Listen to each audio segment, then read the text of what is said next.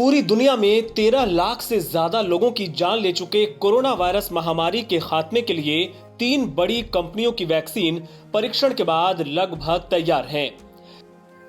America की दिग्गज company Moderna ने दावा किया है कि ट्रायल के प्रारंभिक डेटा में उसकी कोरोना वायरस वैक्सीन 94.5% प्रभावी साबित हुई है। मॉडर्ना के आंकड़ों से यह भी पता चला है कि उसकी वैक्सीन कोरोना वायरस के गंभीर मामलों में भी बेहद प्रभावी है। यही नहीं, इस वैक्सीन का असर दुनिया भर की नस्ल के वॉलंटियर्स पर काफी प्रभावी रहा है। मॉडर्ना ने करीब 30,000 वॉलंटियर्स पर क्लिनिकल ट्रायल पूरा करने के बाद इसे 94% से ज्यादा प्रभावी होने का ऐलान किया।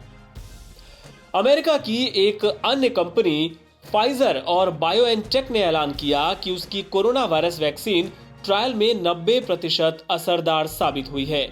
इस वैक्सीन को बनाने वाली टीम के अरबपति लीड साइंटिस्ट उगूर साहिन का दावा है कि वैक्सीन वायरस पर कड़ा प्रहार करेगी और महामारी को खत्म कर देगी। वहीं रूस ने भी ऐलान किया कि उसकी कोरोना वैक्सीन इस महामारी से बचाव में 92% तक प्रभावी है। पर सवाल यह है कि वैक्सीन की इस जंग में भारत जैसे विकासशील और गरीब देशों के लिए कौन सी वैक्सीन कोरोना के लिए सबसे कारगर साबित हो सकती है। सबसे पहले बात फाइजर की करते हैं। फाइजर की कोरोना वैक्सीन 90% सुरक्षा देने में प्रभावी जरूर साबित हुई है, लेकिन इसकी एक बड़ी कमी है।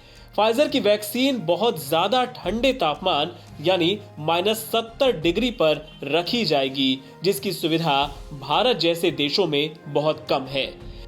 इस वैक्सीन को भारत जैसे देश में एक जगह से दूसरी जगह पर ले जाना ही सबसे बड़ी चुनौती हो जाएगी।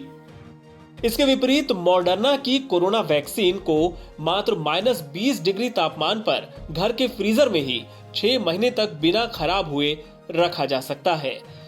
इससे भारत समेत अन्य विकासशील देशों में आसानी से मॉडर्ना की वैक्सीन को स्टोर करके रखा जा सकेगा।